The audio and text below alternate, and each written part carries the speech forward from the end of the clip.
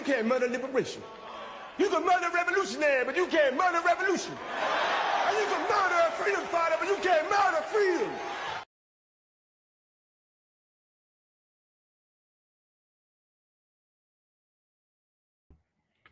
Hello, everyone, and welcome to the Art of Political Discourse. It is a pleasure for me to be here, and I welcome everyone to this channel. Minister Louis Farrakhan, say what you will about him. One thing is for sure, he sure knows how to bring truth to power. I have a clip that I want to present to the people. This clip represents Minister Farrakhan speaking about the Barack Obama presidency, and this was done in the year 2000. The reason why I'm bringing it to the masses is because I think that is still significant today in terms of what Minister Farrakhan was speaking about on that podium or around that table of so-called power elites, black power elites. All right. Again, the man knows how to say what needs to be said, and he says it, I'm sure, with no trepidation, fear, anything of that nature. He says it because it needs to be said. Now, without further ado, I want to bring this clip in, and you guys tell me what you think. And by the way, this clip is courtesy of TANN, TANN. Here goes. On CNN, I was questioned after I spoke in 2007 about Barack Obama. And CNN said, well, what do you think about this young man? I said, I think he's brilliant. I think he has fresh ideas. But I'm under no illusion that even if he did become president, that he could change the reality of black suffering in America, because when you are running for something, you can say a lot of things, but when you sit in the seat and you feel the energy of electricity putting something on your backside, the forces that surround power is always the real power. President Obama does. So y'all looking at this guy here? Oh, wow. This guy just passed away about a week or so ago. I think the look says everything. Watch his demeanor throughout the clip. Not run this country. President Obama has been chosen to govern white affairs. And so this is what it means for a lot of us who go to the polls to vote, and those of you who go to the polls to vote thinking that you are actually voting in a sitting president. That is so wrong. It is so not the truth. In that respect, you're being lied to by those who run everything. Your vote does not seat a president. Even if you voted for him in the popular vote, it does not seat a president. And in most cases, as Minister Farrakhan just stated, most presidents, when they come to the table, when they come to sit in the seat, it was already decided that they would be the one who sits there. And mainly because, well, the actual vote that counts in a presidential election is the electoral vote, not the popular vote. Your vote for him in terms of in terms of the popular vote, in that respect, doesn't mean squat. It means nothing at all. The vote that may garner some strength and power behind it is the electoral college. Those are the votes that they say counts. But as Minister Farrakhan just said, man, I think that is also a fallacy.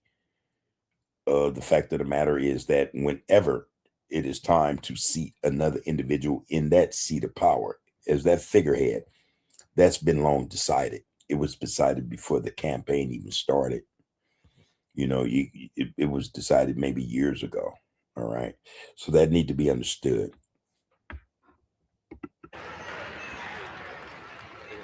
And if in that process we get something, it won't be because the governing powers want it. It will be because we organized and forced a government to speak to our needs. Have a smiley. Have a Now, smiley. Something like that. thank you for the Cornel West. question. You know, Now, who you see sitting at this very huge table are some of the so-called Black power elites. All right, political power elites. All right, just so that you know that I did see Tavis Smiley.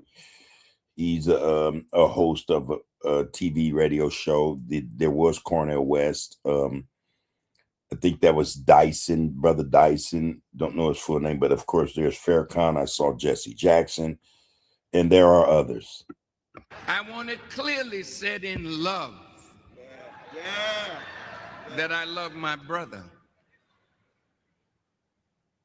I voted for him. At 5 o'clock in the morning, I was out there with my wife voting for our brother. I, like you, am very proud that a Black man sits in the White House.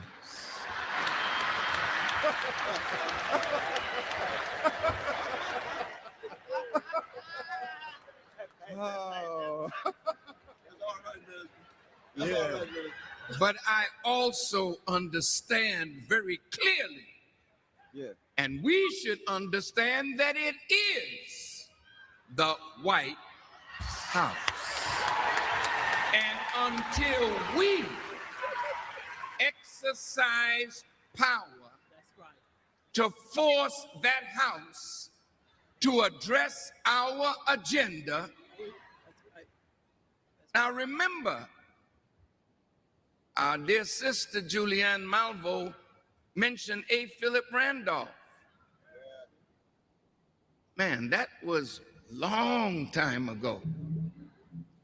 And the cry was jobs and justice. In the March on Washington in 1963, the cry was jobs and justice.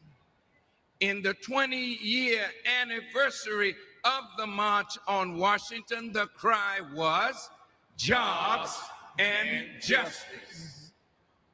We are now in 2010. And what is the cry? Jobs and justice. Well, wait a minute. How long are you going to sit around begging white people to do for us what we have the power to do for ourselves?